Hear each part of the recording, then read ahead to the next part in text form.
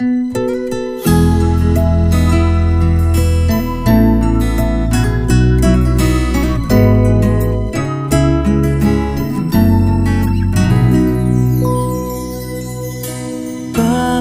kaya mapagbiro ang tadhana? Bakit kaya pagdating nyo ay sabay pa? Pareho ko kayong gusto, isa lang aking puso. Di ko naman kayang pagsabayin kayo.